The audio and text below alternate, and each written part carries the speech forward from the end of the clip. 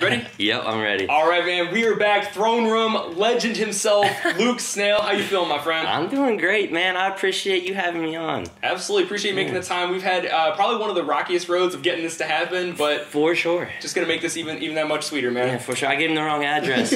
I'm usually very good. Very like responsible, you know. And we had to push it back a day because I was stuck in Orlando. So I'm really sorry about it being such a hassle because I know how annoying it is. Absolutely. When you're trying to get an interview set up and you know it's not working. So exactly. Well, yeah, no worries. I know what it's like as well. So it's like we've been through it. We get it. So life happens sometimes.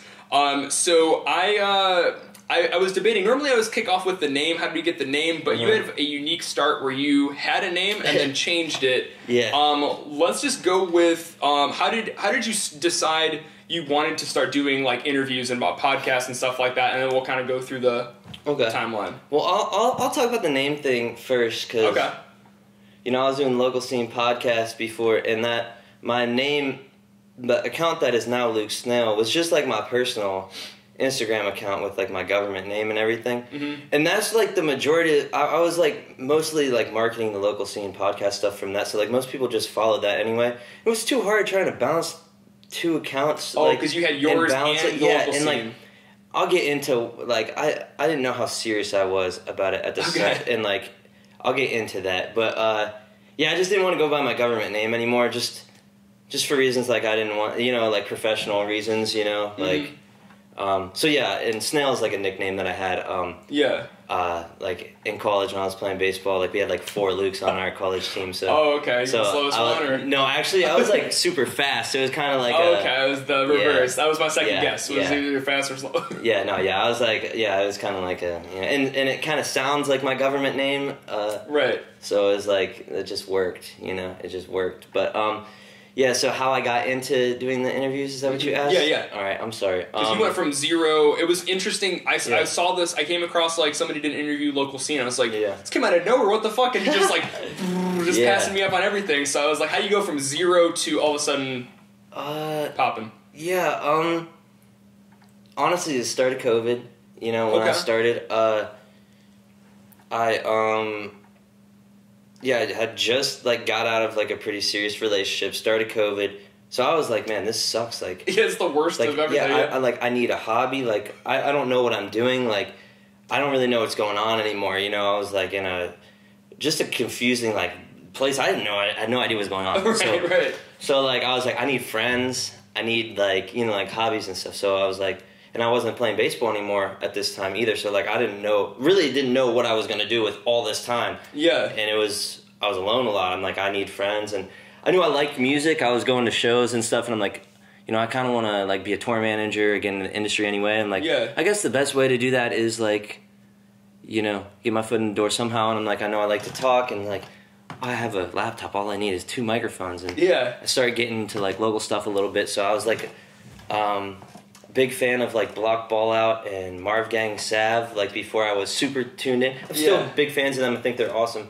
And then like I found Gabriel the Angel, and he did a show at the Lil Zelly Side Effects show. Yeah. That's like the first time I ever. You at the show? Yeah. I was at that show too. I had long hair at the time, man. I was like, I was still working on mine. So yeah, but that was like the first time I got myself into like the local like scene at all, and I met everybody there. It was really cool, and like I knew everyone. I was like, oh my gosh, there's Soap. Like, and I didn't know Soap personally, but I knew his music. I was like, oh my god, there's Someday Soon, Wyatt Alexander, and I'm like, oh my god, this is so cool. Like, I know all these people, and I'm like nervous to go up and talk to them because they don't know who I am, and like, because I haven't done anything yet. I'm just a fan at this. I'm still a fan, but like, I haven't done anything yet. And I remember talking to Gabe, and Gabe's like, yeah, let's do that interview like tomorrow. And I'm like, well, I don't have microphones. I literally like bought microphones like the next day, and we did it because he was my favorite artist. Like my first interview with him was like a couple days after that show, and I was just doing audio only. I probably did 5 or 6 audio only interviews just on like SoundCloud and stuff before Zenon was like, you are an idiot for not putting this on YouTube, basically. He's like, you're such an idiot. Like, we were in Chicago. I was still doing audio only, and Zenon's like, I didn't have a camera. Zenon's like, I'm setting up my camera. I interviewed Pat Banahan. He's like, I'm setting up my camera and we're doing this on film, and that footage is gone, and that interview's gone. I've been through two hard drives that I broke because I'm irresponsible with them, and I don't know how technology works.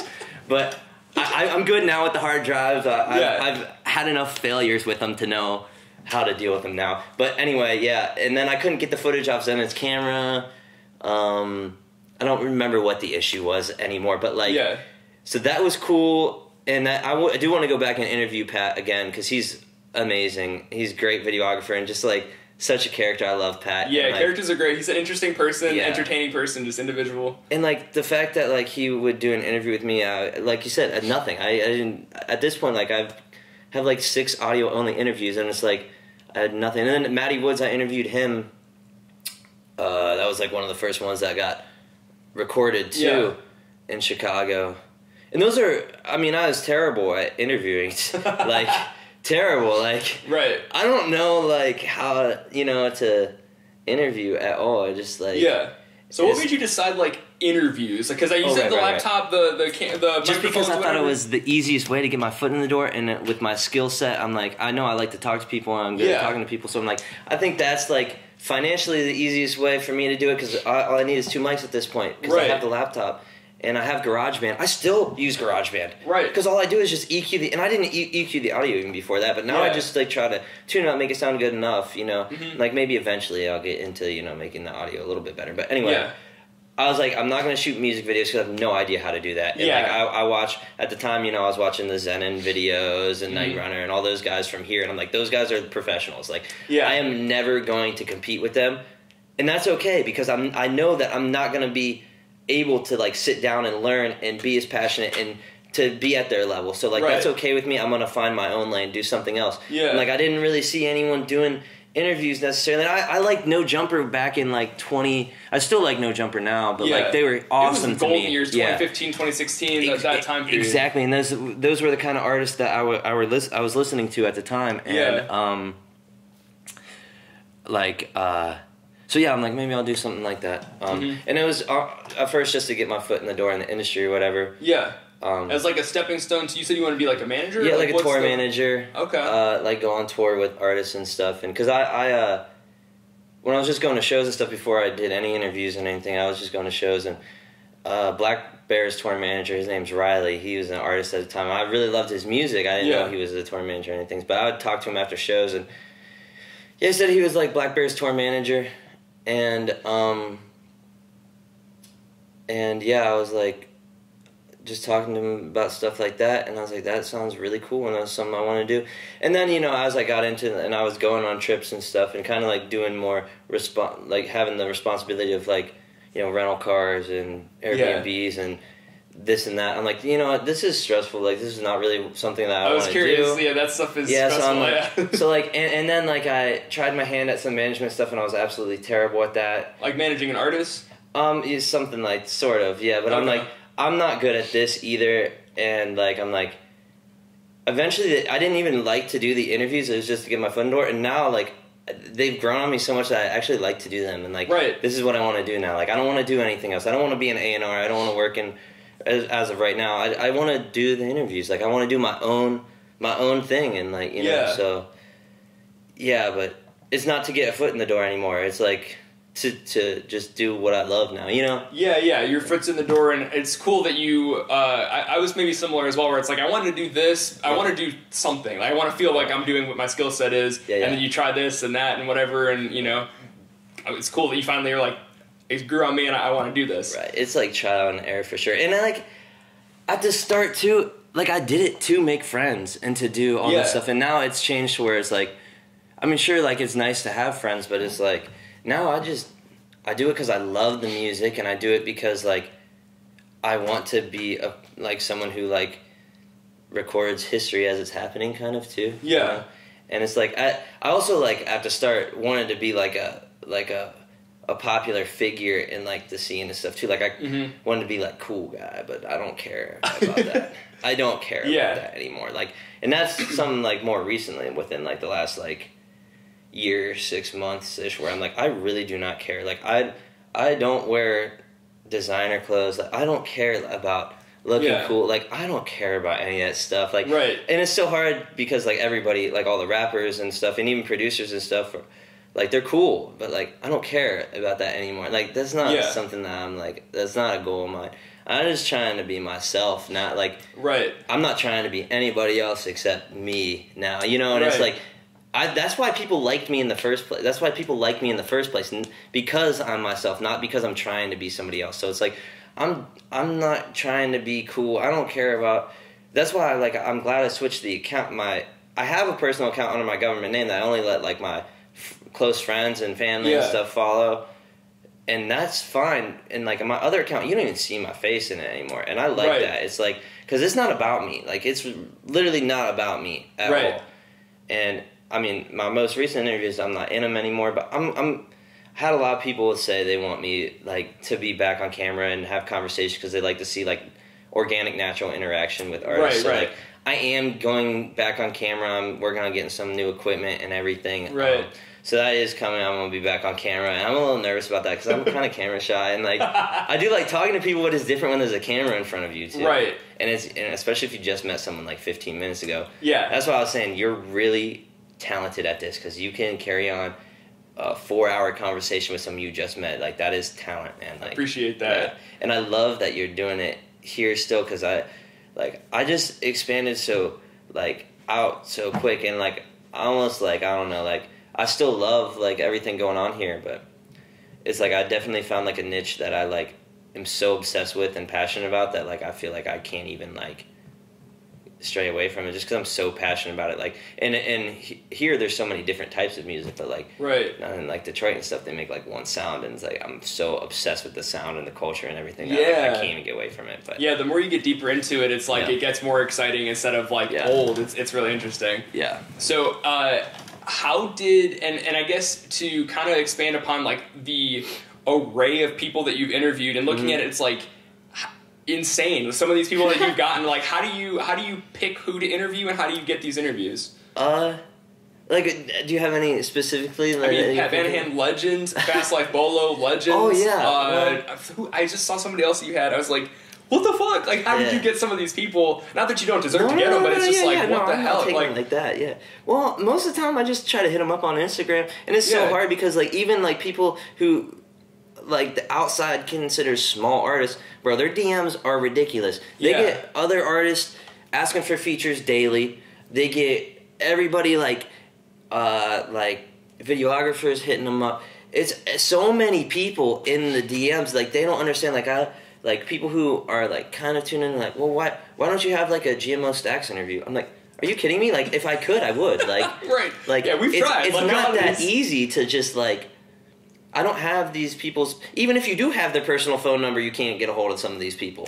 Like, it's not as easy as everyone thinks just to, like...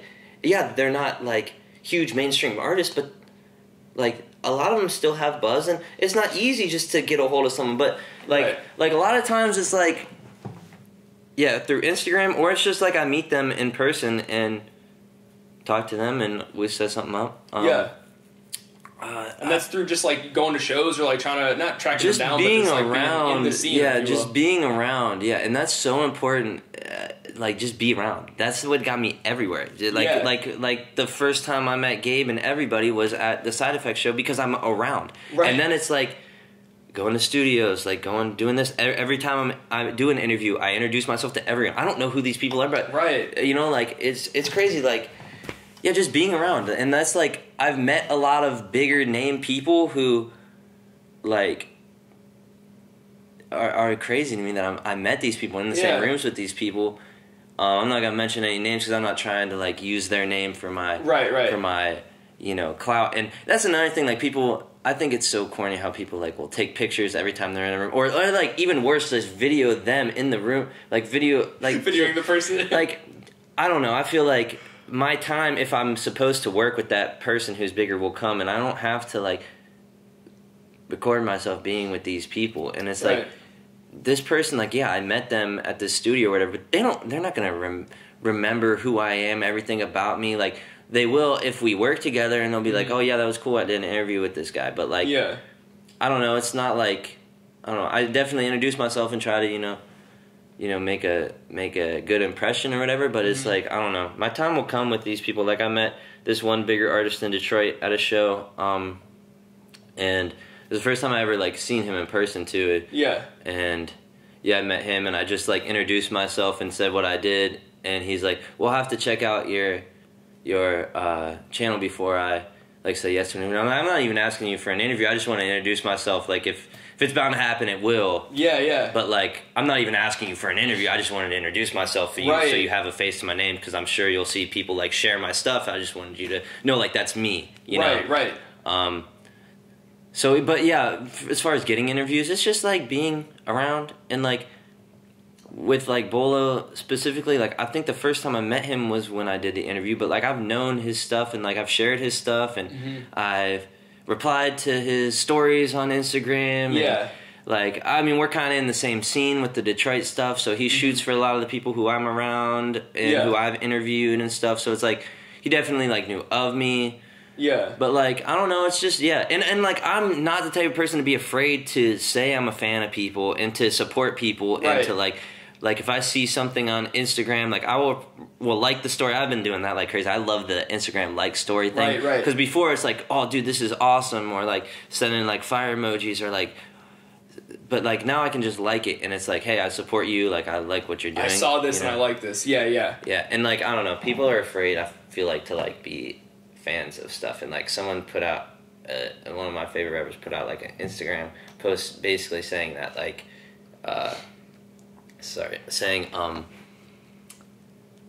like people act like too cool to be fans, and they're afraid to be like a certain word, what word I'm gonna say. Yeah. But it's like, it's unfortunate because like fans, those are your supporters. Like I don't understand why, like, without fans, like you can't just go around calling everyone, it's just like I feel like it's almost like the too cool thing, where it's like, because I went through that as well. It's like, I want to be cool, and I don't want to be the guy that's like, yo, this is so cool, but then it's like, that's how I really feel, and I've gotten way more success in being like, yo, this is great, and like you're saying, replying to people's stories, and like, I see it, and I like this, and people like, they appreciate that, and I appreciate that when somebody does that for me too. Exactly. Why would somebody else not appreciate that too? So it's like, that's really the key. And I feel like in Detroit especially, just the way the culture is and the way people are, I feel like they're like afraid to almost like open up enough to say like they love what another person's doing. Right. And like, oh, I really support this. I mean, I feel like there's a good core of people who support each other and they aren't afraid to support each other, but opening up and like really... Opening up in general is hard, I think, for people from Detroit. Like, I have a lot of friends from there that aren't even in the music scene who are kind of just... That's just the culture in Detroit. And, like, I'm not that type of person. I'm definitely, like, free with my emotions and stuff, Like, try to be as reserved as possible, especially in professional settings. But, like, I'm never afraid to, like... support someone or call myself a fan. I don't care. I'm a fan. Yeah, that's my job. That's literally my job. If I wasn't a fan, I wouldn't sit down and interview people, Right. Like, if I wasn't a fan, like, this is... And I listen to music all day, every day.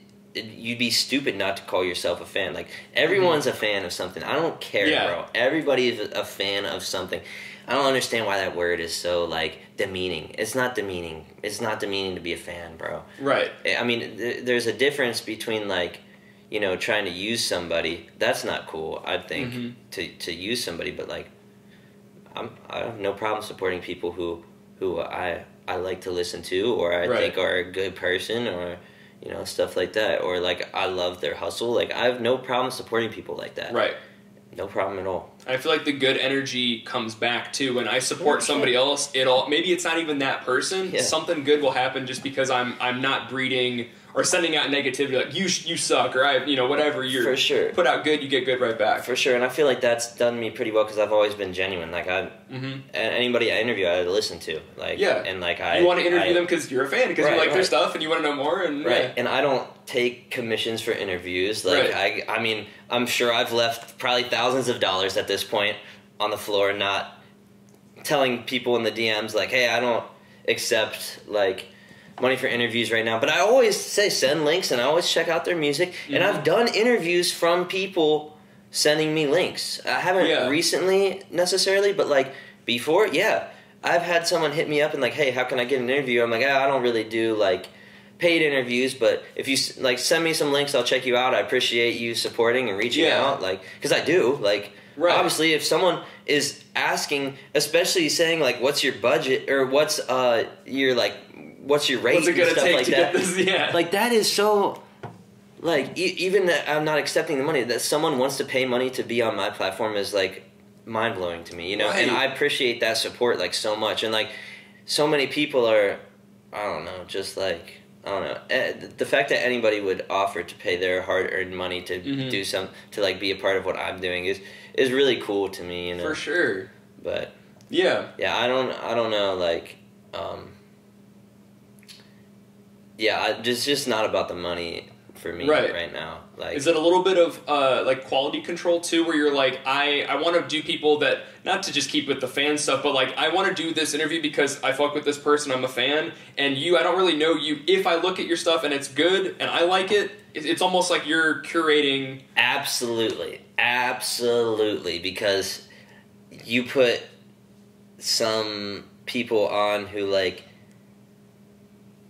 my audience are like, oh, their music is not very good, and then they look at me like, he doesn't know what he doesn't have a good ear for this at all. Right, like, it's gonna muddy it if you start getting people to pay you to get in there, and and that's where people kind of sell out. And you know, I have no problem with like, you know, if this was paying my bills, it's different because this is how I'm eating, but it's not, so I can kind of have the freedom to be selective. And I would like to hear everybo's story. It's not that either. It's just like, it's more than... Everybody else doesn't want to necessarily hear your story. And it's just like not... I don't know. It's like... Yeah, I want to hear everyone's story, but my audience is still like, expects a certain like product from me. And like, I'm not even big, but I want to believe that, you know, if I don't believe that my audience expects a certain thing from me, then I'm never going to get to the point I want to be. If I don't believe, like, even if, like, I have to pretend like I have, even if I had no audience, I have to pretend like I have a $1 million or a million people audience, or I'm never going to get a million people audience. You know, it's like, if you don't put that on yourself to be like I need to look at my interviews and look at interviews with 1 million views and be like, my stuff is just as good. I need to get people here. And not, they can go there too, but I need my content, if that view is shadowed out and that view shadowed out next to each other, to be like, these have the same amount of views. Absolutely, yeah. The quality is the same. Views aside, right. And that's content as like me editing it, me putting it together, and me giving an interview. Right.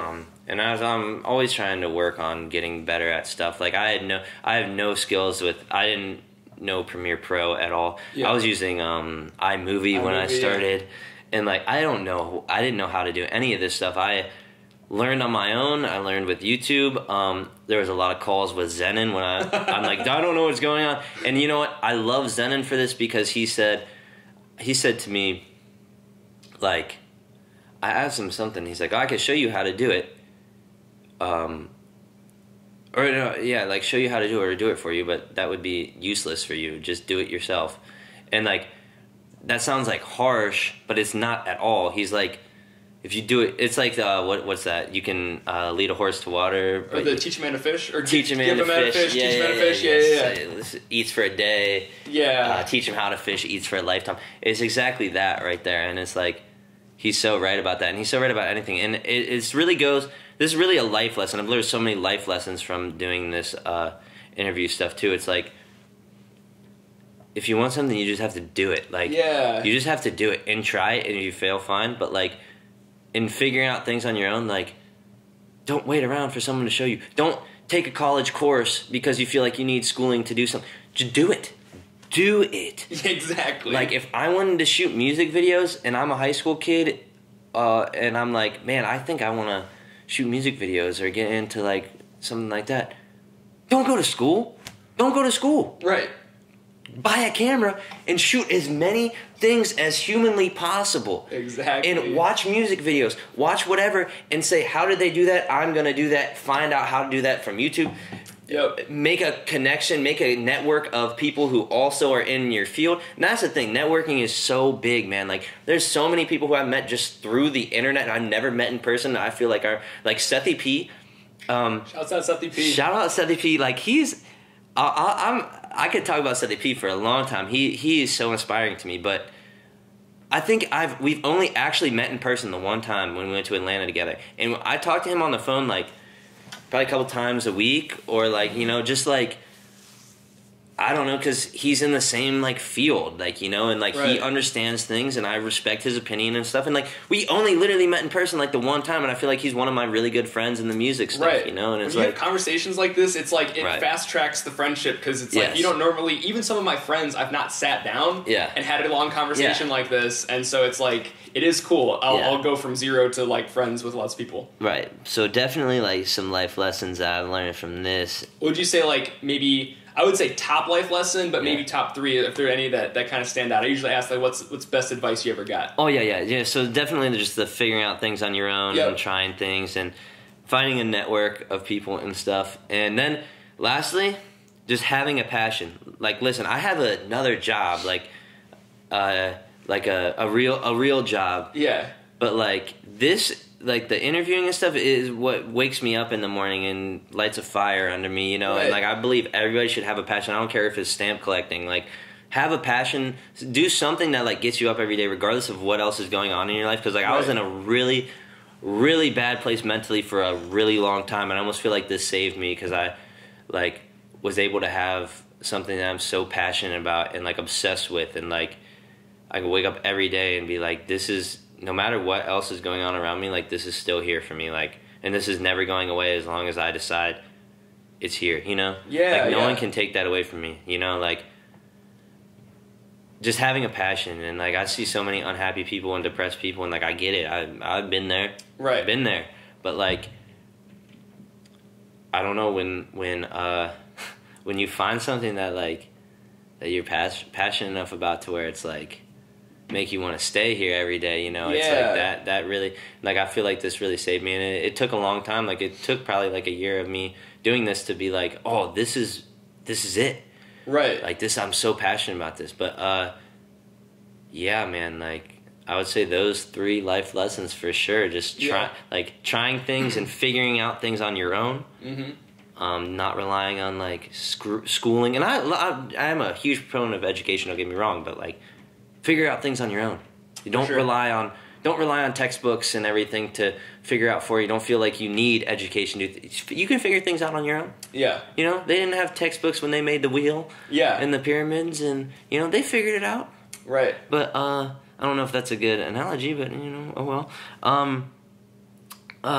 And then, having a network of people, like-minded, same interests and stuff, just to, like, even bounce ideas around, share things with. And the energy exchange, too. Sometimes 100%. It's like, I'm not feeling, even most interviews, I'm like, oh, I'm so tired, I don't want to do this. Even today, I'm like, fuck. Yeah, well, especially when you drive to 3 different locations. Yeah, especially when it's the wrong zip code. Yeah, but then it's like, every single time I do it, I leave, I'm just like, either going to work or from work, I'm like, this is the fucking best. Like, your flame lights my flame, all the other people's passions lights mine. 100%, yes. Absolutely. Because there's been so many times I've gone to an interview, I'm tired or whatever, and I'm leaving the interview, and there's a smile on my face, and I feel like I made, like, a new connection. Mm-hmm. Not even like a friend. Like, I've had interviews, I never talked to that person again, but it's like you know, like, and at the start I wanted to make friends, so I was trying to be friends with everyone. Now I don't really try to be friends with everyone. Support people and stuff, and if they want to be friends with me, cool, but, like, I'm not going out of my way to try to be friends with literally every person I meet like I was before. I was just going through a hard time when I was lonely, and I had friends, but it's like I wanted friends that were interested in the same stuff as me, and, like, that's a key thing too. Like I said, the network and stuff, and I'm able to build that now, which is really cool. But that last life lesson about finding a passion and just running with it and not really caring what anyone thinks, because I went from my personal account where I had, like, a lot of people who knew me from different stuff, like baseball or high school or college, or, like, and then just completely changing it to, like, this is what I'm passionate about. I'm not even on here anymore, like, as my as myself, this is just what I do now, like, whatever, you know, it's just like, I don't know, it almost like I took myself completely out of, like, the rest of the world and just, like, said, I don't care about what I used to be, like, this is what I do now. I don't care if people look at me and say, oh, this is corny, he gets 100 views on YouTube, and like, I don't care. I don't care. I don't care if I get 5 views. I'm gonna do it because, like I said, it literally like saved me. I was in such a bad place, and like I'm not anymore. And I think a big part of it was finding something like this, and finding the people, and finding the, you know, when I do figure out things on my own, finding like the accomplishment that I feel when I do things, and like, I don't know. And I'm just so passionate about, especially like the Detroit stuff. Like I don't know, man. Like I'm so passionate about it, and like not being from there, I try not to like appropriate it in any way, and like act like I'm like from there, because I'm not from there. But like I just want to be able to like record what's going on right now, because there's so much like the Detroit scene obviously is like going crazy right now, and for me to be able to be there and maybe like be able to be a person to document it, and like, because people will remember forever, like the kids now who are growing up listening to people like Babyface Ray and stuff, like they're gonna remember Babyface Ray like Babyface Ray, and then remember like people like Blade Icewood and stuff who like I'm learning about now because I'm not from there, and it's like that was there, you know. And like for me to maybe be able to have content that lasts forever is like something that like I never really thought about being cool, but people talk about all the time, but never really hit me until like it hit me, and I'm like, wow, like if I could have like an interview or something that people are like, this will last forever, like that is really crazy. And I had a videographer, Logan Richardson, Spark. I really respect him, and I interviewed him, and he said to me the one time, he said how he loves shooting music videos and that blah blah blah, but he's like, vlogs and interviews, those live forever. And I'm like I'm low-key getting goosebumps thinking about it, because I'm like, I never even thought of it like that. Like you look at like Lil Peep and X interviews and stuff, it's like, those music videos still do good. I'm literally got goosebumps, but it's like those interviews live forever. Like the families watch it, like those I go back and watch them, like those live forever. And it's like I never felt that sense of responsibility until like someone kind of explained it to me like that. I'm like, wow, yeah, you're right. These literally do last forever. And like I took what I was doing a lot more serious after that too. You know? What got a bunch of questions still, but I'm sorry, I rambled. Oh no, you're good. If it was boring, I'd be like, okay, so next question. Don't worry. So what was your first, I guess, introduction to Detroit and like the sound, and then what maybe sparked the passion that you got for Detroit specifically? Okay, so I think the first ever like Detroit artist I like heard was like V's. And then like I was around Night Runner a lot at the time, and I know we're not like on good terms or whatever, but obviously like he's done a lot in my growth as this, so I feel like it would be a disservice not to like at least acknowledge like the things that he did for me and stuff. And like I don't care about what terms we're not, I don't care about that. But anyway, so I remember I went to a V show in Cleveland, and Night Runner was there, and like we didn't set it up to where we were both gonna be there. I just knew I figured out he was gonna be there too. But I liked V's a lot, and like me and Aaron knew each other at that point. Like I think we've been on a trip or two together at that point. But like I was a big V's fan. He was playing at some club, and so that was cool. But I didn't know like. And have you seen the Yao Twin music video that he shot? He shot it there, and it was probably. And like looking back, like I didn't realize everybody was there. Like that video is actually pretty like like legendary, because everyone's in it, like Los and Nutty, and I didn't know any of these people at the time. Like Los and Nutty, Scoob, DT, Day Money, trying to think who else was there. Like literally everybody is there at this club, and I wish I knew more about but this is kind of what got me into it. So like, and Brooks, and like sorry, I just throwing out more names. No, you're good. But like this is kind of what got me into the scene. This is kind of what made me love it. Like but like the show, just like seeing the people, and then later being like, oh, so that's this guy. He raps too. Listen to his music. Oh, okay. And then like everyone is like V's, and then that was Los and Nutty, and then I listen to Los and Nutty, and then it's like, oh, he's got a song with like this guy, it's all and connected. it's like it's all connected, and it's like, man, that's really cool. And then I just fell in love with the sound because it was like nothing I ever heard, and I've always liked the harder stuff, man, like the I don't know, like I really grew up listening to like Future, and like early on Future, like and like you drove here, you know where I'm from, so it's not like I had a bunch of friends listening to Future, like, and it was like obviously I started liking rap with like Lil Wayne, like everybody, but like I remember being in like 6th, 7th grade listening to Future, and like this was like Dirty Sprite mixtapes and like stuff like that, like early, at least for like a probably like 11, 12-year-old white kid from a farm town, like Future's not really in rotation anywhere here. So like I don't even know how I found it at this point. I was like probably listening to Pandora Radio at the time and too. Just randomly through a I don't even remember how I found Future, bro, but it's like I listened the first to that. Song by chance? Yeah. Tony Montana, I think, was like the first thing that I ever heard, and then like obviously after that it was like Magic, Squares Out Your Circle with Rocco. That was my favorite song for like years. I love that song. Everything on like that Pluto one, like Turn on the Lights, Never End, and then it's like Jordan Diddy, Birds Take a Bath, like all that old stuff, man. I don't know how I was listening. I don't know how I found that, man. But like anyway, I've always been into the harder stuff, like, and Detroit fit that for me, and it was like a unique sound, and I fell in love with the culture too, and like just the way things are in Detroit and everything going on there, and I never really looked back. I just became obsessed with it, and it was like I just couldn't stop listening to it. Like it was like I would find one artist and not stop listening to him, and find another artist and not stop listening to him, and it's like they have all kinds of different stuff too. But like I'm a very like lighthearted at some points too. Like I love comedy and stuff, and some of their stuff is hilarious. Like so it fits that. Like I can listen to stuff and like kind of like, laugh to it.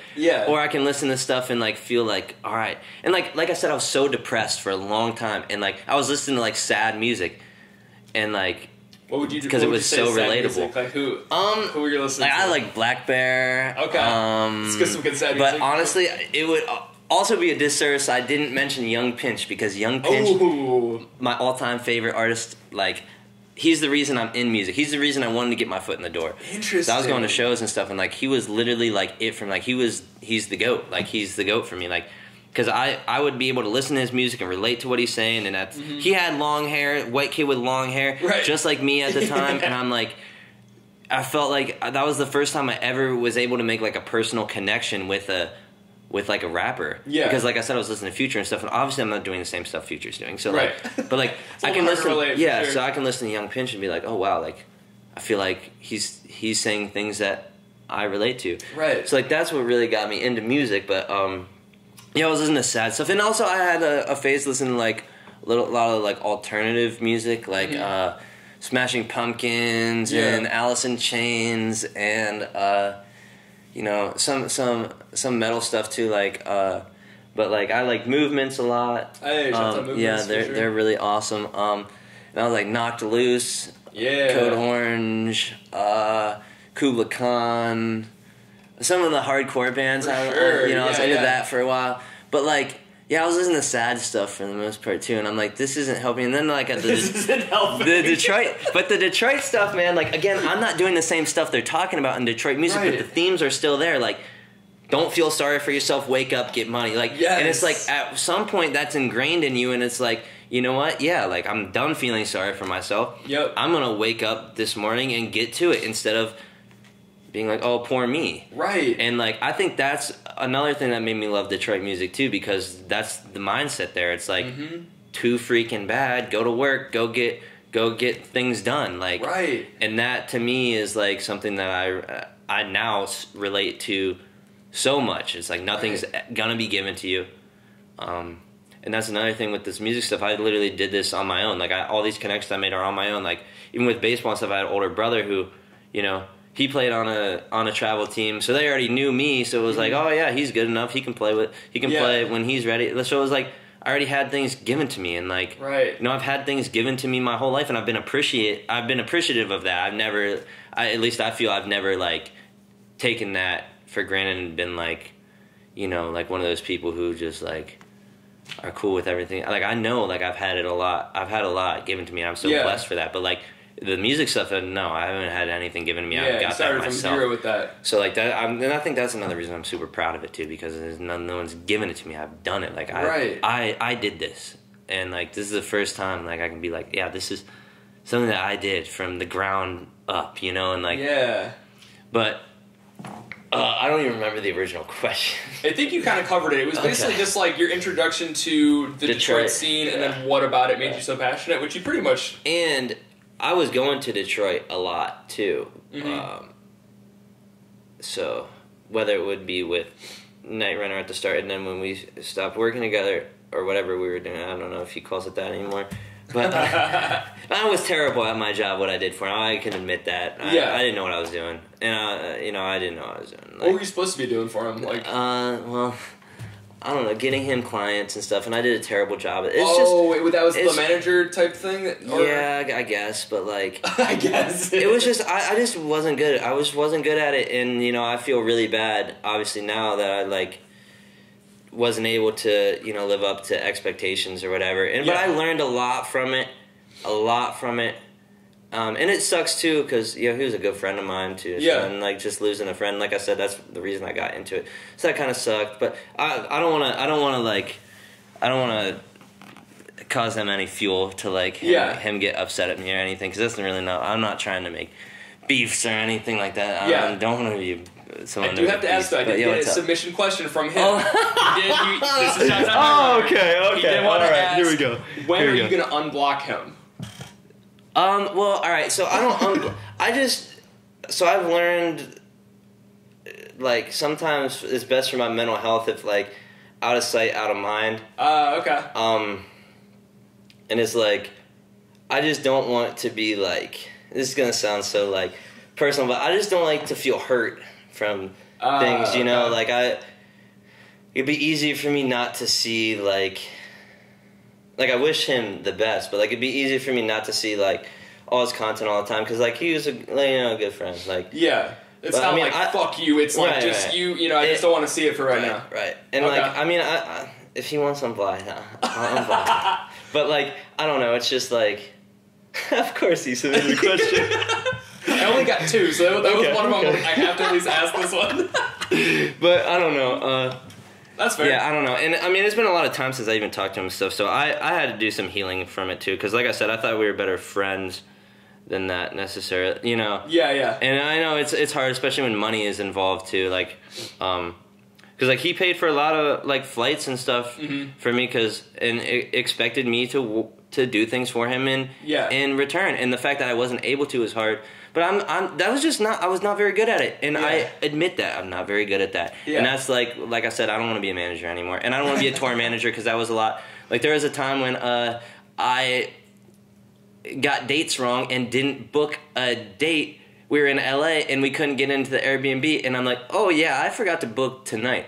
So, like, it's like, all right, like, this is not for me. Like, this is not, you know, it's a learning process. But but some of those times we had together, like, and, like, with Zenon and Nino and Free Money Love and Gabe and Jared and Cal, Dreamer Data, and who else I go on trips on? Anybody, like, those are times when I was traveling and going on trips with people. Those are times I remember that for the rest of my life. Yeah. Those are cool times, man. And the interviews live forever too. Just to kind of call back, that's absolutely. For sure. And, like, I went on trips on my own too. Like, I went to Atlanta by myself. Seth was supposed to meet me. Seth EP was supposed to meet me down there, and it turned out, like, he lost his ID and didn't have a passport and basically wasn't going to be able to come down.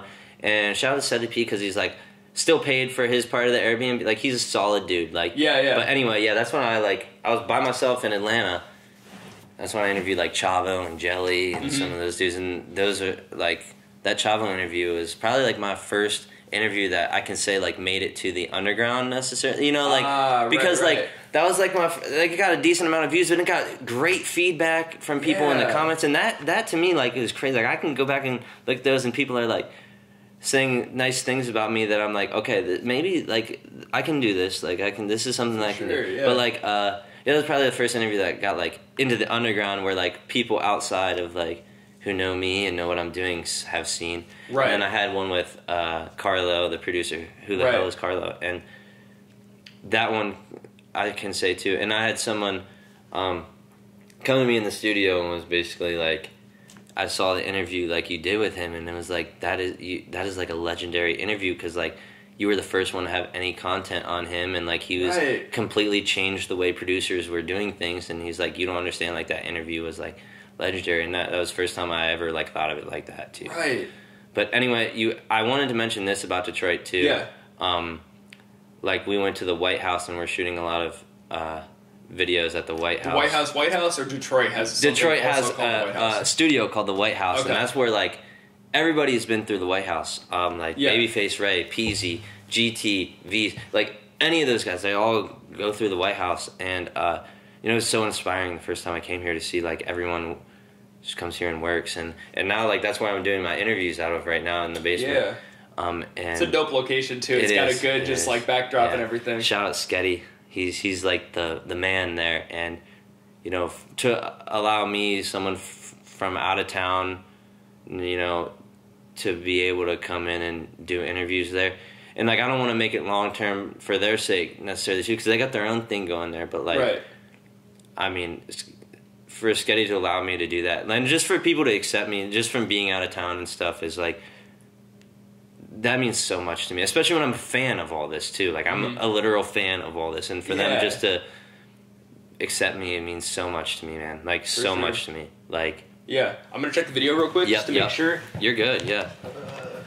Yes. I've noticed if I think everything's fine. Hey, that's you're right. It's like, wait, can I talk about this? Remember I was talking about the Carlo interview? Yeah. We did an entire interview, and my memory card was full. We didn't get any of it. So that interview that you see on YouTube was our second interview. Oh man! And shout out to Carlo, because he was just like, let's do it again. Like I can do it again. It's fine. Don't worry about it. Like we can do it again. And I hate that we did it outside because the wind is terrible on it, and there's so many comments that are like, it must have been a windy day. But Carlo said we're doing it outside. I need to smoke cigarettes. So I'm like, hey, if that's the only way I'm getting a Carlo interview, we will do it outside. We will do it inside of a dumpster if you want, Carlo. Like I'm getting this interview, but like but no, that's kind of a fun fact that no one really knows about. Is like he's like, we're doing this outside, and it was the second interview because the first time I memory card completely didn't, you know. Definitely have been there as well. Yeah. Shifting gears real quick, we got one more fan submitted question. Okay. Shouts out Dooftone. Oh, Doof, all right. What is your order from Jetz Pizza? Oh, Jetz. Oh, shout out Jetz Pizza, by the way, if you're ever in Detroit. Like, that's Detroit-style pizza. I love Jetz. And I haven't been in Detroit that long, a couple months now, but, like, Jetz is still my favorite. Yeah. So I love mushrooms. Okay. Mushrooms are my favorite pizza topping. So mushrooms. I like green peppers. So honestly, if you got cheese, pepperoni, cool. I could live without it, but pepperoni, sure. As long as you got the mushrooms, green peppers. Mushrooms, green peppers, and then I'll put like crushed red pepper on it. And then I'm from the Midwest, so you know I'm dipping it in ranch. Dipping in ranch every time. But Jetz Pizza is so good, and it's got like the crust that's always like real crispy. Absolutely, I like to get some extra sauce sometimes. Don't get sauce. Detroit's got the best food, man. Like people don't think of Detroit being a food place, but there's so many different cultures in Detroit. Like, a huge population of like Middle Eastern, so like Mediterranean food's super good. Soul food's really good. That we have our own style of pizza. Yeah, I didn't know that was Detroit style either. By the way, and I'm glad to know that I can. Because I really hate deep dish pizza. Chicago-style pizza, I cannot stand it. Yeah. Everyone's like got the biggest hard-on for that. Like, you gotta get this. I'm like, please no. Yeah. But now that I can say I like Detroit-style pizza, now I'm in the club. I have a style pizza that I like. Detroit pizza's good. And I do like New York. I like thin crust New York pizza, I like thin crust New York as well. I don't know why I can't do Chicago. It's just like a cheese pie. I'm like, no, I don't like this. No, I got you. And then Coney Island too. I like certain Coney Islands are good. Like you can get corned beef egg rolls. Ooh, and you put like duck sauce on it. Shout out Heron Selly. Heron, you put me onto that, bro. And they're so good, man. And like I try not to go there. I've been trying to eat healthy a little bit. I try not to go there. You know, but and then like chili cheese fries from Coney, and those are always. But yeah, I like Detroit's food and stuff. But yeah, shout out Jetz Pizza. Shout out Dooftone too. I love Absolutely. you, dude. Yeah, we bonded over that as well. I was asking about some pizza. Yeah. I love Jetz Pizza as well. Nobody ever even knows that exists. I know. Yeah. And there's I guess not too many around here, around in Ohio. Well, my mom's parents, her adopted parents are from Michigan, so they're from like the Novi area, which is like a suburb. So we would go up there when I was a little kid, and we'd always have Jetz Pizza. This is the craziest part about me getting into the Detroit stuff and me moving to Detroit is. My mom is from Farmington, which is like right outside of Detroit, and she was adopted. And her adopted family is from like Novi area, which is again close to Detroit. Yeah. But then she found her biological mom on the internet, like I don't know, maybe like 7 years ago now. Wow. And like they connect and they talk and like, and then when I first moved there, I didn't have an apartment yet, so I was able to move in with her. I was living with her. That's dope. And you know what? Shout out to my grandma Claudia because she watches every single one of my interviews. Yeah. She texts me after everyone drops. Oh, I think you told me that. And says like basically her synopsis of what she thinks about it, what she thinks about the person. And bro, like I don't expect any of my friends or family to watch it because obviously they're not listening to Detroit music. But the fact that she goes out of her way just to watch it because it's me means a lot to me. You know? Yeah. Was she the big reason that you're coming back to camera? She was like, no, not necessarily. I need you back on camera. Not necessarily. It was a lot of like Okay. my close friends in the music stuff. Like, cause I would ask them their opinion. Yeah. Like, what do you think? And they're like, I like it. It looks cool. It looks more professional. But I want you back on camera. So that's why I'm just gonna do 2 cameras and make the shots look professional. There you go. Make the shots look professional. But have me on camera. But again, like I get nervous on camera, and I get nervous and interrupt. Like my interview is so bad because I interrupt everybody, bro. Because I get nervous and I don't want to like forget a question. Yes, and it's like any like dead time is like so awkward to me and embarrassing. But now that I'm behind the camera doing the interviews, now I sit down and shut up. So now it'll be better because I know how to shut up now. Yeah. So I'm gonna like ask a question, a leading question, and let them talk and let them ramble. Yeah. And then I'll probably need a little like something to write if I want to interrupt. Write down what I'm going to interrupt so I can look back at it later. 30 seconds. Yeah. Right. But it's like I don't know. I forget what I'm going to say a lot. Yeah. So it's like and that's why I feel like I need to interrupt. But yeah, I'm just going to have to be better at doing interviews. Like I'm just going to have to get better. Yeah. But yeah. It takes skill, like honestly, because sometimes I'm like a natural, I'll just let you go. Yeah. And some people I've run into where it's like, I should have interrupted you 10 minutes ago before you just went. And so I'm like, if you're rambling now, I feel comfortable being like, hey, let me ask you something real fast, whatever. But before it was kind of like some people, I just let them go for too long or, there is a skill that you have to develop in like how to converse and stuff like that. For sure, yeah. And I guess in the similar vein, I was curious because it seemed like yours were maybe 2-hour conversations cut down to maybe 10, 18, 15 minutes. What made you cut them down, and how do you decide what makes it in and what doesn't make it in? Okay, I'll tell you this right now. I messed up bad when I bought a camera. Okay. I bought a Nikon. They shoot for 20 minutes. I was going to say, people are like, yo, let me use my camera. I'm like, it's going to shut off in like 30 minutes, so Terrible. I'll just use my iPhone. I'm buying Sonys. Sonys don't do that? Apparently not. Okay. Apparently they run for longer than 20 minutes. Okay. Yeah, and I also thought about iPhone thing because I want to do like condensed interviews for Instagram Reels and Twitter where I don't care about YouTube views. I don't care. Yeah. I just want people to see what I'm doing. Right. So if they sit and watch, the less clicks, the better. So like I'm almost thinking about getting 2 iPhones too and just setting them up vertically and just doing like condensed interviews for Instagram Reels so no one has to do extra clicks. They can just, I don't care. I just want people to see what I'm doing. Yeah. I don't care about, but the more clicks, the harder it is for people to. That's more decisions they can go elsewhere. And like, I'm guilty of this too. Like you're laying in bed or whatever and it's like, I'm not gonna like sit, I gotta click here to watch this interview and then it takes And like, you're not going straight to the YouTube app, and you're still on the Instagram thing watching YouTube. Yeah. But if they're sitting there, they can sit here and watch a thing on Instagram Reels for 10 minutes versus like watching a 5-second, 25-second snippet and then having to go, all right, I click here and I click the buy, I click to this. Right. It's too many clicks. People always got this on them too, but they're not. And the way the world is now, especially with like things like TikTok, they want it now and they don't want to have to click out. And the moment they click out, it's gone. Right. So like, the less clicks, the better. So I don't care, again, how many views or whatever it gets. So I don't care even if you watch it on YouTube. I always want you to watch it. Yeah, I don't care what you watch it on. I don't care if you're burning it on a DVD and throwing it in a DVD. I don't care if you watch it on VHS. I just want someone to watch what I'm doing. Right. Because that's what I don't care where you're consuming it. Just consume it. Because that's what I want. But anyway, it messed up when I got a camera. Yeah. And most of the time it's like, it is only a 20-minute conversation, or like I have to go stop the camera and redo something and do like like the longest, like me and Gabriel the Angel's interview right before I moved to Detroit. It was like 50 minutes or something. It was long. Like, hey. I had to reset the camera quite a few times. Okay. But yeah, and that's another thing that's held me back with the conversational stuff is like I can't just forget about the camera because I have to stuff and I have to like 20 minutes and like.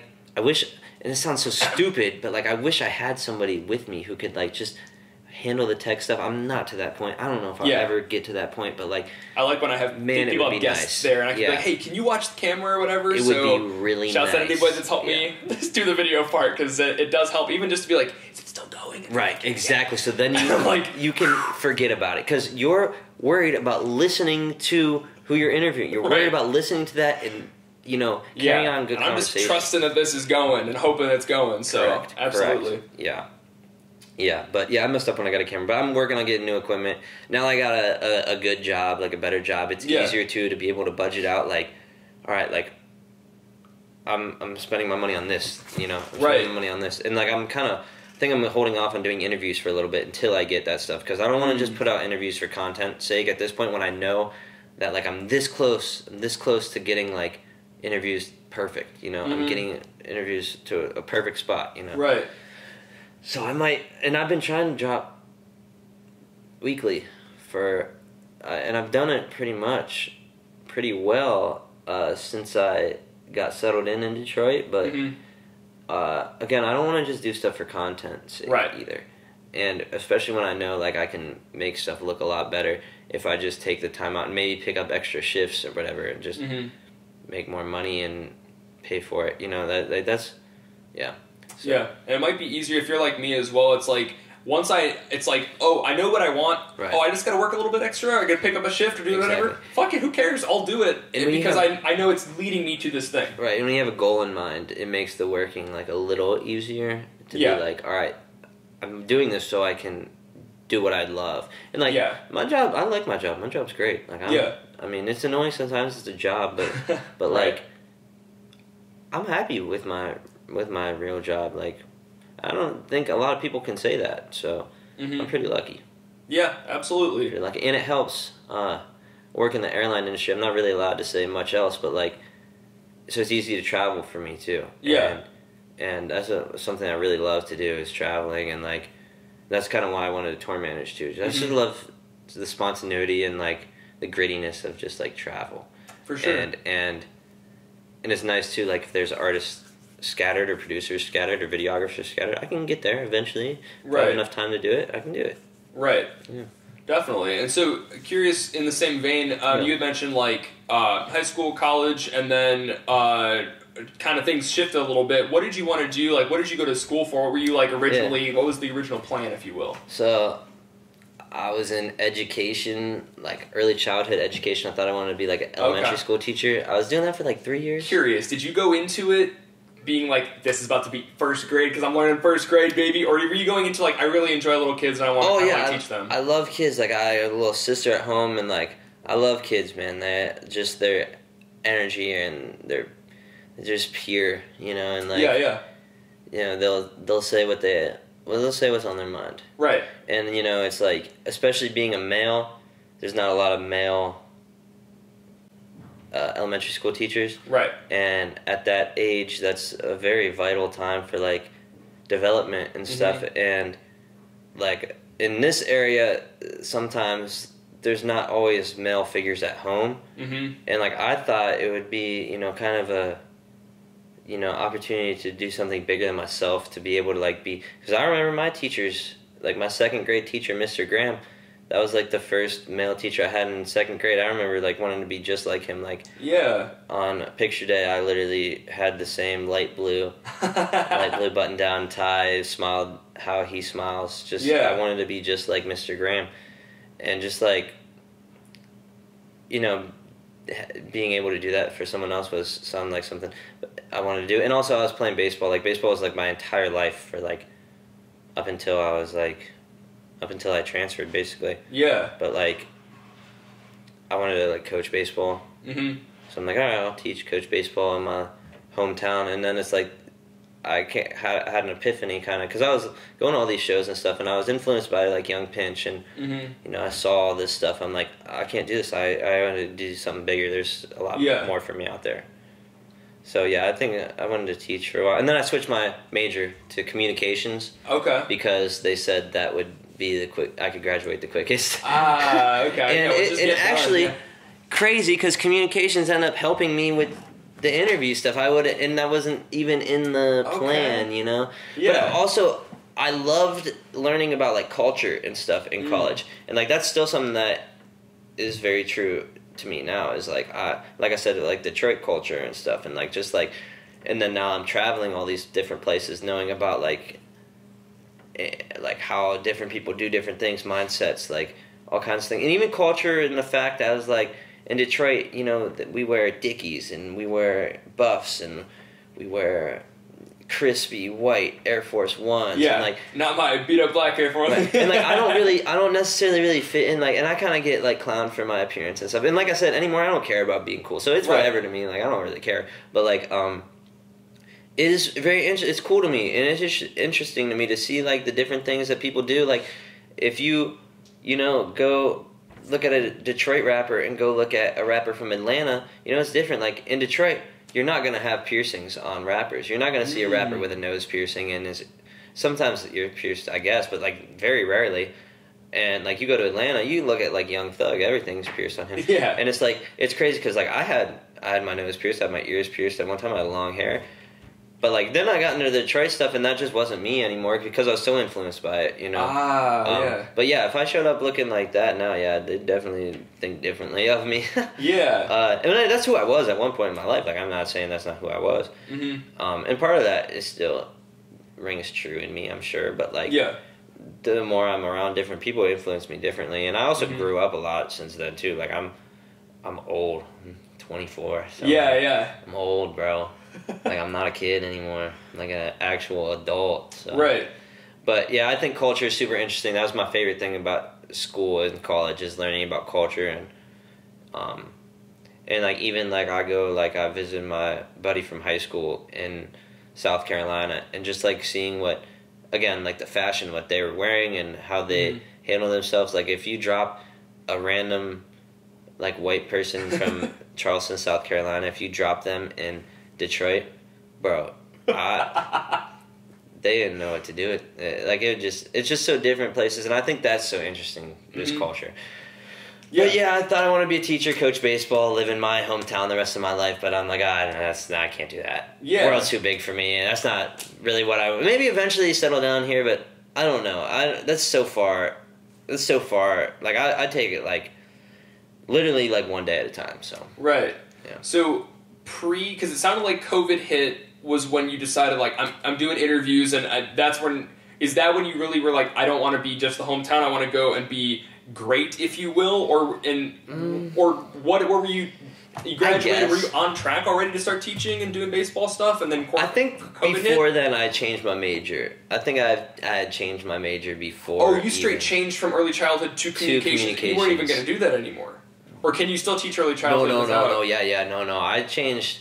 So I was at Bluffton University in Northwest Ohio. Okay. I was there for like a year and a half, played baseball there. I had a terrible time mentally there.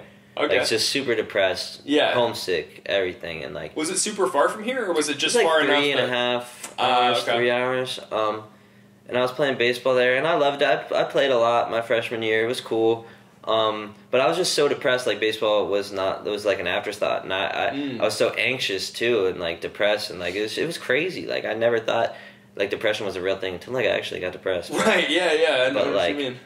but the people there were great. Like my coach, Coach Grandy. Shout out Coach Grandy. He's probably never gonna see this, but shout out Coach Grandy. That's like Coach Grandy. He literally like did so much for me, and like at this point, like there was a point where he knew, like I had already transferred, or I was already like I told him I'm transferring, so like I wasn't playing baseball for them anymore because I was transferring, and he still went out of his way to make sure I'm good and doing things for me. Like at that point, I had no value to his life, right? And like the fact that he cared enough about me as a person to like, that's why like when I went on my recruiting visit, I knew that I wanted to go there, and it didn't work out to where like I stayed there or anything, but I know that's the place I was supposed to be because I know that the people who were there cared about me, genuinely cared about me. Yeah. And that was amazing. But I don't remember the original question. It was just, I guess, just trying to gauge I'm going to do interviews and do this, then you, because COVID hit, then you kind of switched into. Yeah, so, and then from there I transferred, I went to Kent Tusk. Like a branch. And I thought I was only going to go there for like a semester and then go play baseball somewhere else. Yeah. And then I ended up loving it at Kent Tusk, and they convinced me to play baseball there. There's just kids who I like played against in high school. Oh, okay. Like, and it was funny. We had like 9 kids. We were like, you know, would goof around, and I don't want to say everything that we did because we're on camera, but like we didn't take it serious. But we'd go play teams who like would do a whole infield, like, you know, routine, and we just show up and we'd like kick some butt occasionally. They'd be so mad because we're just like, oh, whatever. Yeah. So that was really fun. I had fun playing baseball my last couple of years, but you're not concerned about that. I just had. Well, no, I'm curious. What position do you play in baseball? I played middle infield, so like shortstop, second base. Okay. I played a little third base at Bluffton, but I was super fast. So like, I only started maybe like 15 games, 11 games, something like that. Okay. Like starting lineup, like played second or third at Bluffton my freshman year. But I came in almost every single game, whether it be to pinch run, or to like be like a defensive replacement in the later innings. You played every game. I played almost every game, that's one of the reasons I really want to go there too. Because like I'm not going to get drafted. I have 4 years to play baseball. I'm not going to sit on the bench for 3 and get to play my senior year for that. So I'm like. I want to go somewhere I can play baseball, but anyway, I switched my major after like a year at Kent Tusk when I was just basically like I want to get in the music industry. And it was like communications that's broad enough to where I can do something, whether it's tour manage or A&R or manage or do something.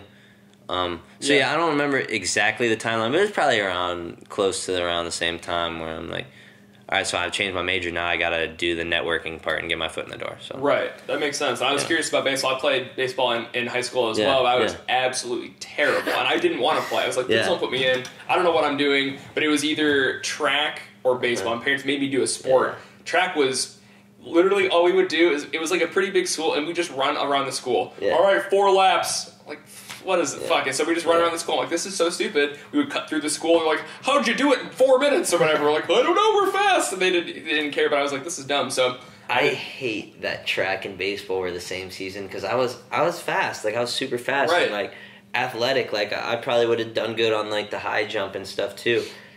But I played baseball. I couldn't do both. Right. It was the same season. It really sucked because I would have loved to see how I was stacked up against the rest of the state in track. And like I'm pretty humble, but some people don't know about me playing baseball. I was good at baseball. I was like first team All Ohio. Like I got the career stolen base record still at the high school, the single season. I share it now. I actually just went to the high school yesterday, messed around, played basketball with some of my buddies against some high school kids. But it's like I went and I was like, I wonder if my name's still up there. So.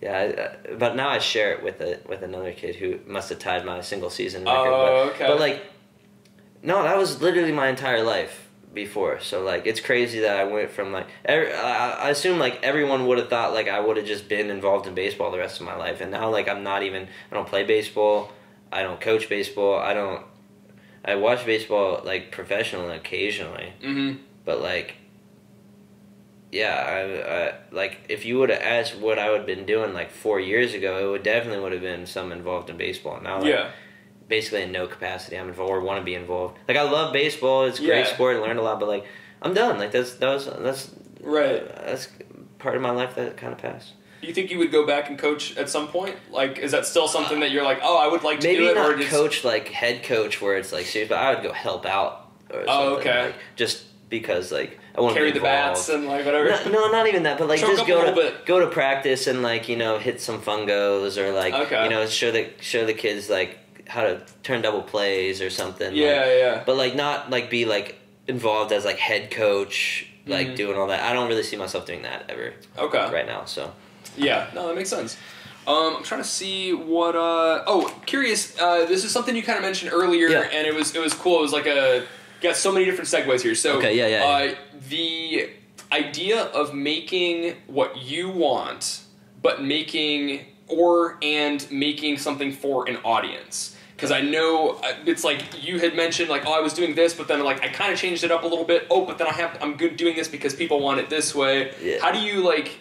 I don't know what the question is exactly. No, what are your thoughts? I think I get what you're saying. Because now I feel like I do have like a pretty certain audience of like Detroit music or just like hard stuff in general. Like like more of the harder stuff. Because like I've interviewed artists who like sing, and it's like that's not really my demographic. At least I feel like anymore.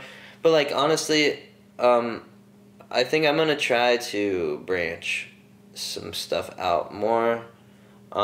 But kind of stay true, like, to what I'm passionate about. And it just so happens that I am passionate about a lot of the stuff that my audience is, so that's nice, but, yeah, like, I don't know. And like, did you say the brand is you, or the brand, I don't say the brand is the audience, is the brand Detroit stuff, or is the brand anything you like? That's crazy, because I was just thinking about this, too, because, ever since I changed the name from Local Scene Podcast to, like, Luke Snell, I don't want people to think like I want it to be about me, even though it's my name. Right. But like I would say the brand is oh man, this is a hard question because like I do feel like it's me and what I'm interested in, and it's like I do want people to respect my opinion of like who I have on and stuff.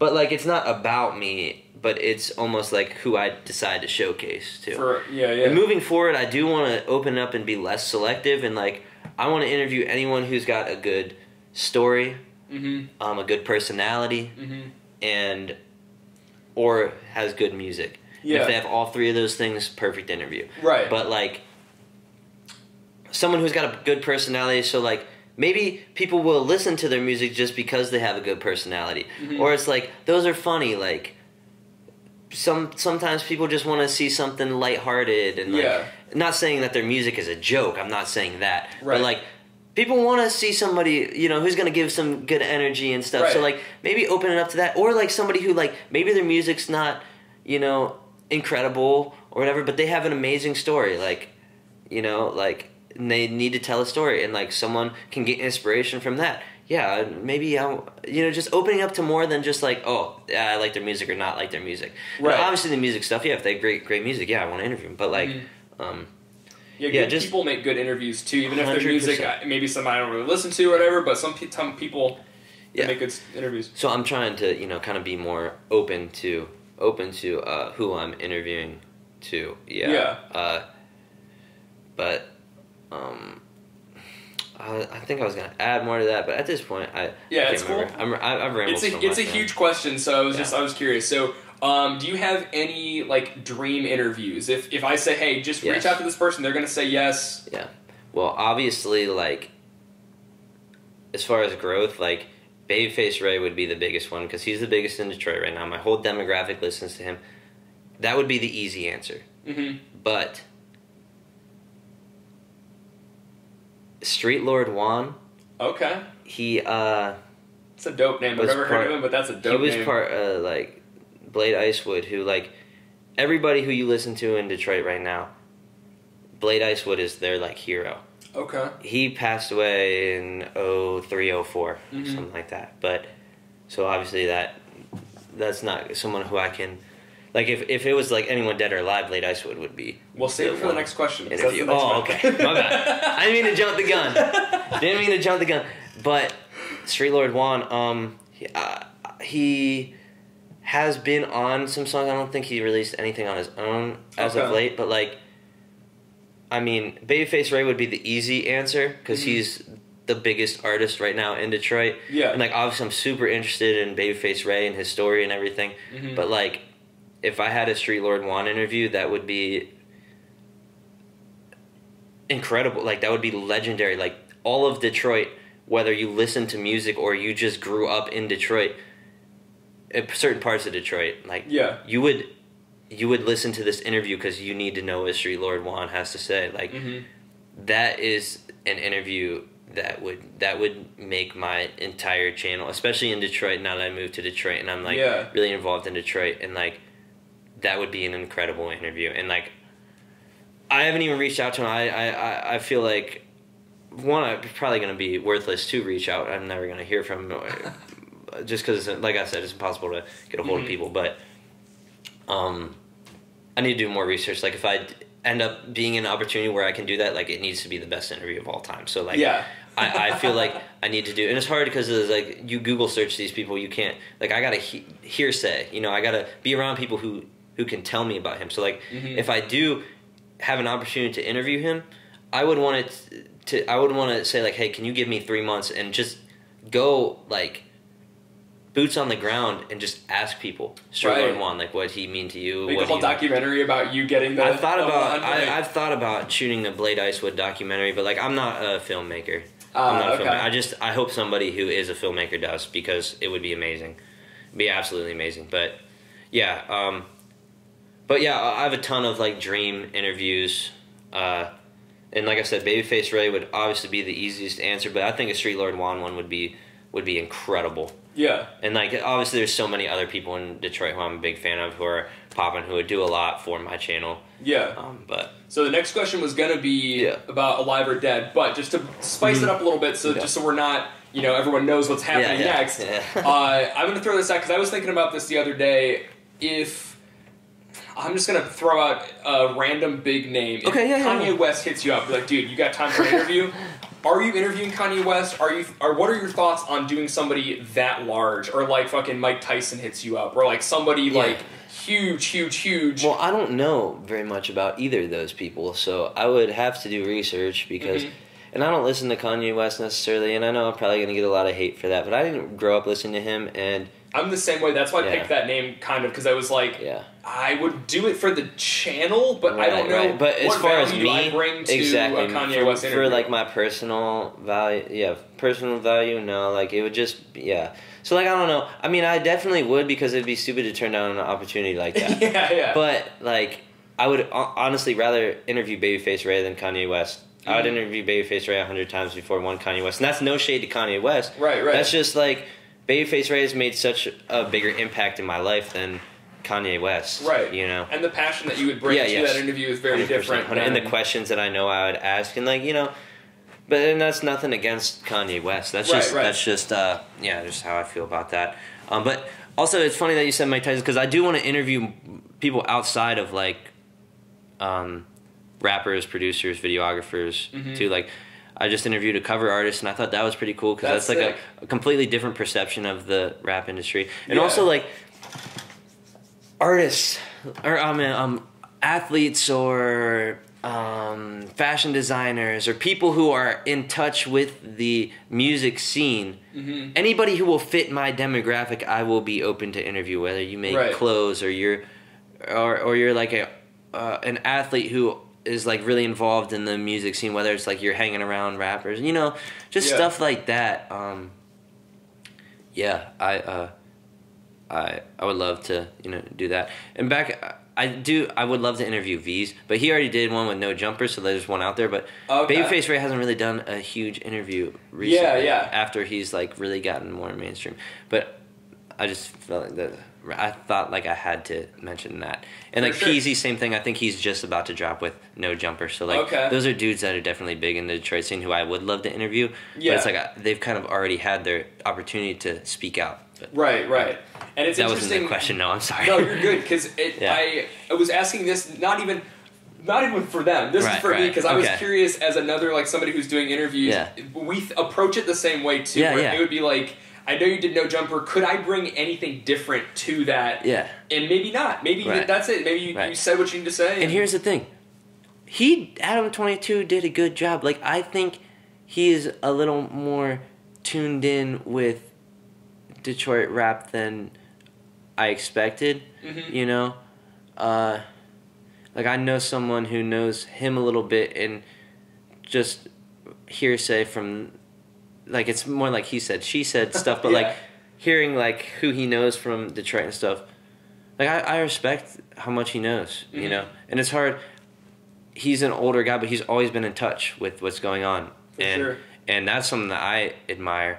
Because, I mean, I'm not old. I'm getting older, especially all these artists are young, and the underground, too, like, super young. Yeah. So I never want to be an old head who's just, like, stuck in my ways.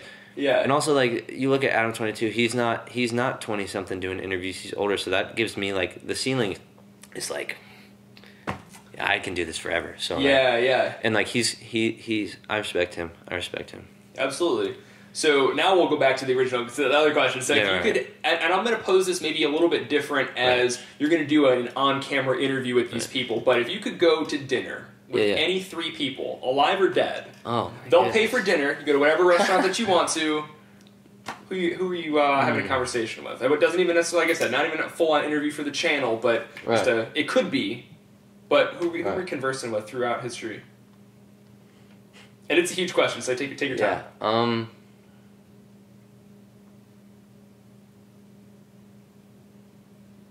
Man, I don't know.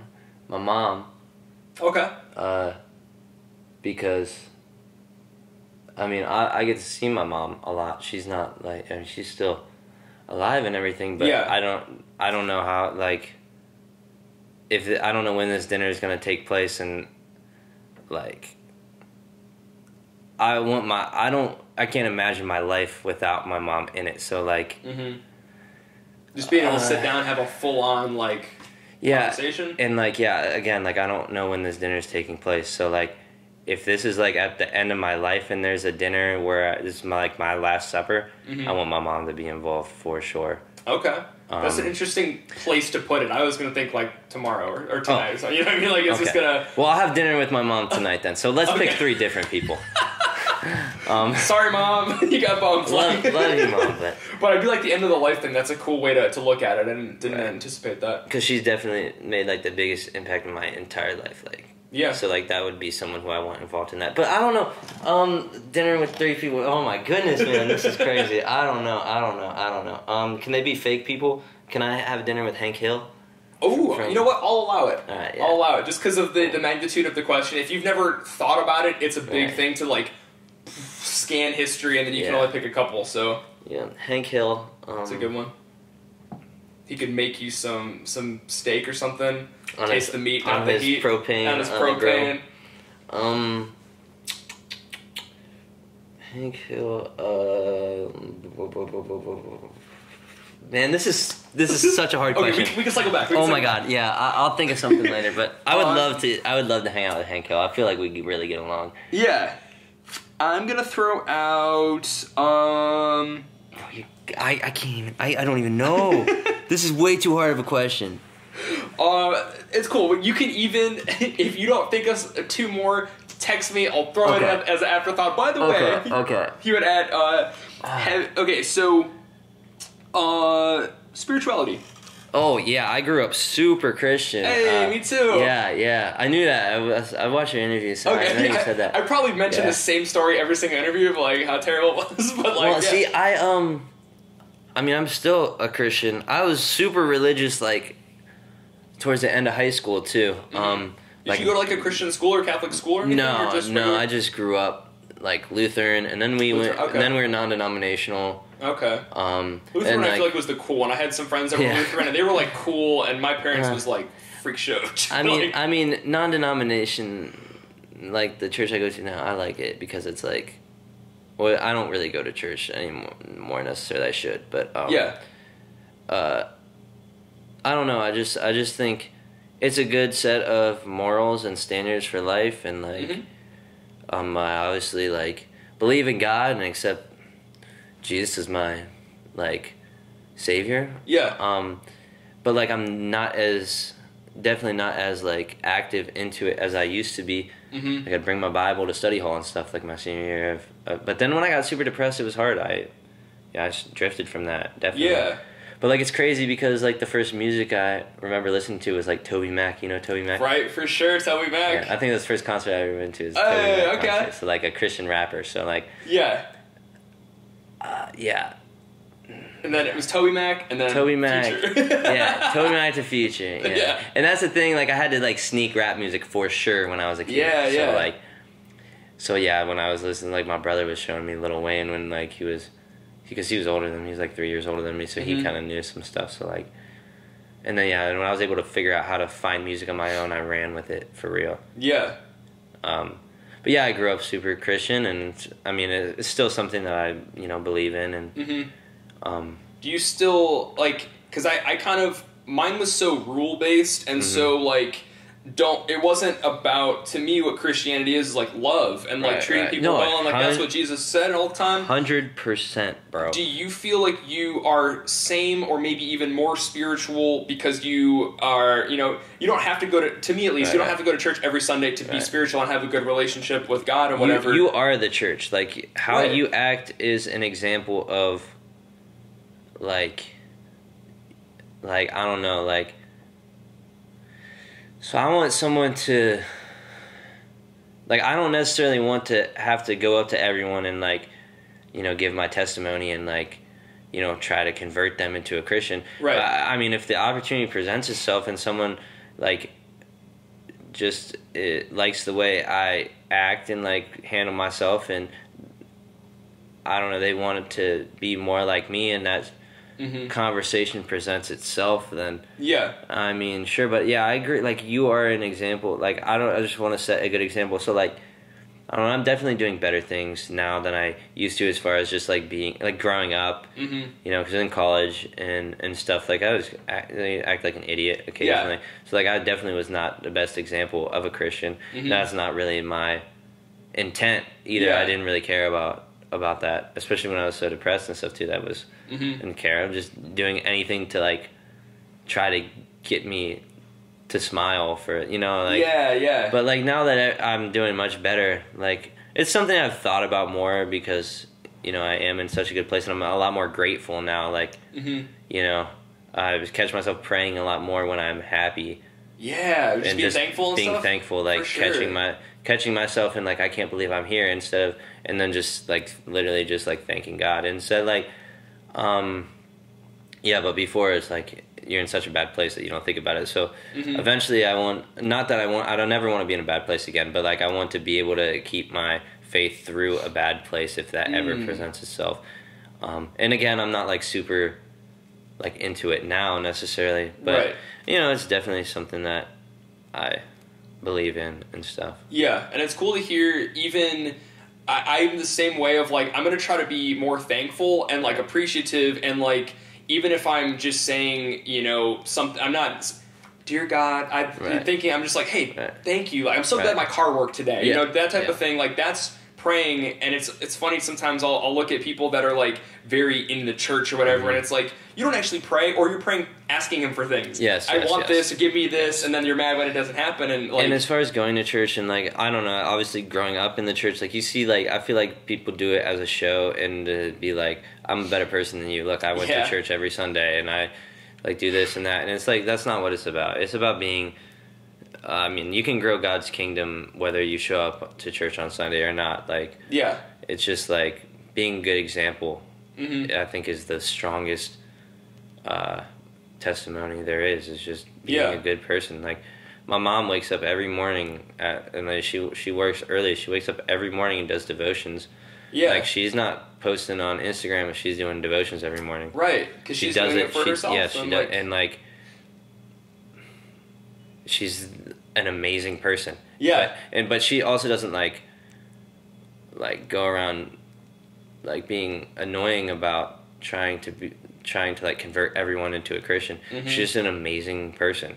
Yeah. You know, and she may have converted people without her even knowing it, just by being the example. Yeah, and I think that's I think how I want to attack being a Christian. Yeah. And like, I don't know, I don't want to say like publicly all the time I'm a Christian and then support some of the music and stuff I do, because obviously that's not like, the lyrics and stuff aren't like appropriate. Mm-hmm. And like, I don't want like people to think like, oh, he's a fake Christian, which is the stupidest thing ever. Like, that's the worst part of it, is like, and there's a Christian rapper who actually from Detroit, his name's NF. I was super into him for a while. Okay, I've heard of NF. Yeah, and he's actually from Detroit too, but it's just ironic. But yeah, he sometimes gets a lot of like, he catches a lot of crap from church people. Mm-hmm. And that's so stupid to me. There's like you ever listen to Mick Jenkins? Heard of him. Chicago guy, right? I think he's Chicago, yeah. I heard of him. He's very like, he raps about like Bible verses and reading the Bible and stuff. Right. The next line is like, smoking weed, fuck, you know, saying swear words. People don't really necessarily like to mix the two. Right, and I appreciate that, because sometimes it's like, if you are trying to bring people in and every song is God, God, God, everyone's going to hell, whatever, I'm not going to convert to that. But if this guy is showing me he can be in the world, but not, you know, but not of it, and he's like, being himself too, like he's talking about himself, and that's another thing about music too. It's not always necessarily for everyone else either. Like, they put it out to share it, but like, it's poetry. Music is storytelling and poetry and all that too. Like. And it's, I don't know, like, if he wants to talk about smoking weed, but also is a follower of Christ, then, bro, who cares? Like, you want him just to not be a follower of Christ then, because he smokes weed? Like, or to do it in secret and not like, you know, and like, pretend he doesn't? Or like who are you to judge anyway? Yep. Like, there's, what's the thing? It's like, you can't talk about like a splinter when you have like a something in I don't remove remember the log that. From your eye before that, like, oh, somebody's here. Hey. But that rings pretty true to me. Like, don't judge everybody else, just worry about yourself. It's a good, be a good example. That's a good thing just to live by anyway, and just worry about yourself. Absolutely. Shifting gears for a second. So, flight attendant. You mentioned you can't really get into too much. Yeah, I can't really talk about too much. Any travel stories that you could share? Any funny, interesting travel events or stories? We won't say any name of who you work with or any people or anything. I don't want to get you in trouble. I'm sure something interesting must have happened. Or maybe nothing. Not yet, really. I've only done it for like 4 or 5 months now, so like not that long. Okay.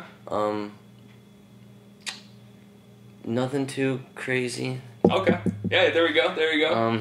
What made you decide I'm gonna do flight attending? I love traveling. I love traveling. Like I was saying, like every part about it, I love traveling. And I just think with my skill set, I love people. Mm-hmm. And you know, also like, people don't realize how like serious the job can be sometimes. Yeah. And like the important role that they do play, and I didn't realize it until like I actually learned more about it too. Right. And like I didn't know I wanted to be a flight attendant. I was talking to like I had no idea what I wanted to do. I graduated and I was still working like my minimum wage job at the golf course cutting grass, and I'm like, this obviously is not working for me. Yeah. Like, shout out to my brother and his wife. They let me stay in their guest bedroom for a while, but obviously I'm like, this is not what I'm gonna do. And like I was sitting in like sales interviews, like I don't want to do this. Marketing interviews, I don't want to do this. Someone's like, why don't you be a flight attendant? You love to travel, you're traveling all the time, just be a flight attendant. Right. Like I literally never even thought about that. Yeah. I looked into it and I'm like, I love this. I didn't even know I had the same... is it noon? We're getting close to noon, yeah. Oh, okay. Didn't even know, like we got like 2 minutes. 2 minutes, okay. But yeah, didn't even know really the travel benefits or anything. I was just like, oh yeah, this seems like a great job, I love this. And I just went for it. And you know, honestly, it worked out and it happened pretty fast. Like, applied, and like within like 3 weeks, I was in Orlando in training. So I'm like, and I was like, grateful. Again, just grateful. Yeah. Hell yeah. So timer went off means I have to get going to work. Yep. But we'll maybe do a part 2 or something like that. Because I think I only hit maybe half the questions. Thank you so much, bro. This has been awesome. Thank you so much for giving me the opportunity to talk. Like, it's been awesome. And I really love what you're doing, too. Like, it's amazing. I'm so glad that you're doing what you're doing. I appreciate that, man. Yeah. Especially from somebody else who's doing it. It means a lot. Yeah, it makes me happy that you're doing it. So any shout-outs we got to do? Shout out a lot of people, but anybody you want to throw at the end, you can we don't got much time, but you know who you are. Like, shout out my whole family, you know, like my dad, my mom, my Nina, my papa, all my aunts, all my uncles, all my cousins, all my friends. Everybody who I've interviewed, everyone who's helped me in the music stuff. I mean, there's so many names I can talk about individually. You know who you are. If you want me to say your names, I will say it later, you know, like... But thank you. Shout out everyone in Detroit who's, you know, accepted me, taken me in, and not like, you know, been like, who is this guy from out of town? Appreciate that. Shout out the White House for letting me, you know, they kind of saved me, giving me a place to do an interview. Shout out Sketty especially for letting me, you know, come in. But man, yeah, so many names, I don't want to leave anybody out. But and then obviously shout out you for giving me the opportunity to do this. Man, appreciate you. Yeah, thank you again.